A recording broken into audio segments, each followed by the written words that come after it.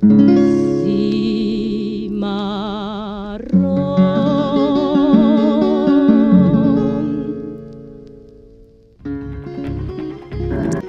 of reinstating the draft, even as President Bush makes plans to expand the overall size of the Army. There's no end in sight to U.S. involvement in the Iraq War. The military clearly is not big enough. It is in our vital national interest to send an additional 30,000 U.S. troops to Afghanistan. We are facing a crisis in terms of troop shortage. You want to unify Republicans and Democrats, bring up the draft, because we're all opposed to reinstating the draft. There's no draft, of course, but we have not fully mobilized the nation. 10 years of war in Afghanistan and 7 in Iraq have stretched America's all-volunteer army to its limit.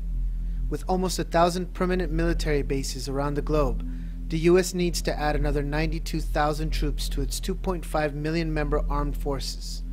The constant need for troops to maintain this massive global presence is causing a crisis in recruitment. I do solemnly swear to support and defend the Constitution of the United States against all enemies, foreign and domestic. So help me God. In poor and working class communities across the U.S., military recruiters are working their way into schools, churches, and community groups. They are making the military a normal part of American life.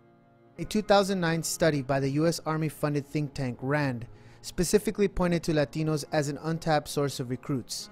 The study encourages the military to aggressively target the Latino community. Going way back to the Clinton administration in the 90s, there was a recognition in the Pentagon that the largest military age group in the coming decades, really, was going to be Latino, just because of the way the population was growing.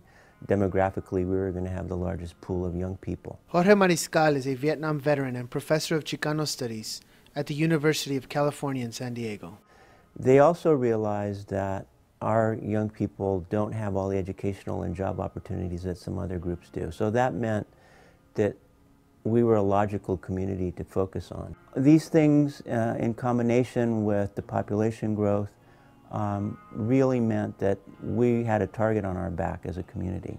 Latinos tend to do very well at basic training, not drop out of basic training so much as other groups. They tend to stay in the military longer. Margaret Stuck is a lieutenant colonel in the U.S. Army, immigration law consultant for the Department of Defense, and a professor at West Point. Many Latinos are comfortable with a more conservative or traditional lifestyle, I suppose you might say. They're not, they're able to handle a hierarchical military structure where people in charge will give orders and everybody else is expected to follow the orders. There are some communities that are less likely to be interested in that kind of lifestyle, but generally speaking, and again, this is generalization, Latinos adjust pretty well to that kind of lifestyle, and I think it's part of its cultural. Well, first of all, I want to thank everybody that's here tonight that came on their own time to learn about these issues about anti-recruitment work, about the militarization of our communities, and to support a local organization that's doing their work here with our community. So just briefly, because I think the film talks a lot about, it explains the issues that we saw at hand, and then I think we'll probably get some questions after. But briefly, this project, which is called Yo Soy el Army, America's New Military Caste, started with an idea of interviewing veterans, Latino veterans, that had served either in Iraq or in Afghanistan and be able to tell their story. As we went along talking about that kind of idea, we started to stumble across all these different documents and kind of points of views from the actual US government on how they were targeting the Latino community. And so we shifted a little bit and we said, well, let's make a film about that. We found out that the Department of Defense was throwing in hundreds and millions of dollars into Spanish-based campaigns, into targeting the Latino community. Now, one of the main reasons why they were targeting the Latino community is that the Latino community is one of the fastest growing communities in this country. But it's also a community that lives within a certain socioeconomic reality. Most of us are poor, working class people in this country, and we don't have a lot of alternatives as to what happens when we get out of our our first education or high school. So the military obviously saw that there is a huge opportunity here. Now the military itself wants to expand its number of soldiers, and they felt that Latinos are underrepresented within the military. Now they believe that even though there are a lot of Latinos already within the military, they want more Latinos in there. And so part of what we saw there through our research was that when the Iraq War started, when the Iraq invasion started, 20% of the soldiers that died in that invasion were Latinos. And that's a really huge number in comparison to our numbers here in this country in general. So there's this huge concern there for us, where we were like, well, how do we expose that? Now, along those conversations of creating this film, one of the main issues that we saw that was kind of controversial within this was the DREAM Act. When we first started talking about the film, we weren't really sure if we wanted to include the DREAM Act within the film, just because it was a separate piece and maybe it needed more time to figure it out. And we wanted to be sensitive to other people's movements. But the more we researched the connection between the Department of Defense, the Pentagon, certain military, high-ranking officials, and how closely connected they were to the DREAM Act, and how they helped write the DREAM Act, and how they were advocating for the DREAM Act, we felt that we had to include that within the piece. Now, saying that, that piece has gotten the most attention from the film. In the film, we talk about not only just how they're coming after us, what methods they use, but we also talk about some of the realities of some of these veterans, some of these veterans that have lost their lives. Also, immigrant veterans that have been deported for slight crimes like check fraud, writing a check, accepting a $700 check, trying to cash it, and then getting arrested for it because it didn't have any funds, and being deported after serving many years in the U.S. military, being deported back to Mexico for a $700 bounce check. So we wanted to show this to the youth, we wanted to show this to our community, how basically the military treats our community, and the different methods they use to bring us in. Speaking just on the DREAM Act lightly, what happened was, because we were able to release the film online, and through Democracy Now! Was really where we released the film at, it got national coverage and it was able to get across a lot of communities. We started to, in a sense, not get attacked, but we got focused on, in a sense, by some of the immigrant rights organizations and by a lot of people within the DREAM Act movement. They believe that we were being insensitive and that we weren't respecting part of their movement, or what they were trying to do with their movement.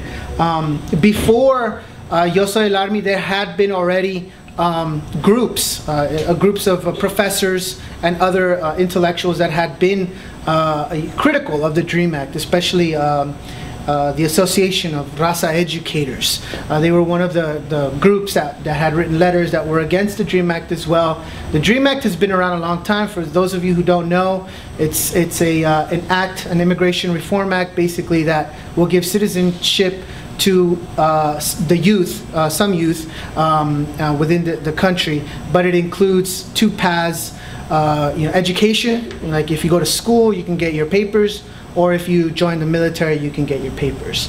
Now, straight up, when you put it out there, it sounds like a great deal, and everyone's like, great, we can send all our kids to college and we'll all get papers. But unfortunately, through their own institutes that have researched the impact of the DREAM Act, they came out that 70% of those affected by the DREAM Act would not actually be able to go to school because of the socioeconomic realities they live in, so that they would have to join the military or just stay undocumented. So what ended up happening, though, was because of the release of the film and kind of this a controversy being able to talk about this, the militarization of the immigrant rights movement, more people became critical about it. And actually, when we released the complete film online, American Friends Service Committee actually posted it on their national website, and that also got thousands of hits, so that many communities were able to see it, that as well. What that's happened is that it did solidify some of these relationships, like Francisco was saying, and I think this was, for us, one of the main points of the film as well, was to really talk about how us as a community. Now, I come from the Chicano community. I'm a Chicano myself. You know, I was brought up. I lived all over in California. You know, and I basically was brought up in the movement as a teenager, and you know, we were brought up with this idea that we were against the militarization of our communities, that we were against these imperial wars, that our primary cultural history is about working within our neighborhoods and bringing change within our communities. And so I started noticing, because I had been organizing many years within the immigrant rights community, this kind of step back, where we started kind of going backwards. And we started really being influenced or kind of taking on these very assimilationist roles within our community, where we were actually pushing policies, organizational strategies, you know, organizations that wanted to, in a sense, assimilate their own base into this quote-unquote American society. And we saw that happen a lot within the immigrant rights movement, where suddenly we were told to not bring our flags from our countries anymore and only wave the American flag. Now, these were strategies that the leaders believed would maybe ease the transition of some of these politicians into supporting the immigrant rights movement, but in reality, it's backfired. And I think that's one of the main, like what I call the carne of, or the meat of Yo Soy el Army. This inner reflection that we have to have within ourselves as to why we are allowing our community and ourselves to assimilate within these ideas that historically as a community we've been against. It's you know, in the film, one of the professors talks that he believes and he sees that we've stepped back almost to the 40s within our community. And we're no longer even Chicanos anymore. Now we're just Mexican Americans, and we're trying to ascend within class, within the ranks of American society. And one of the ways we did it back then was through the military.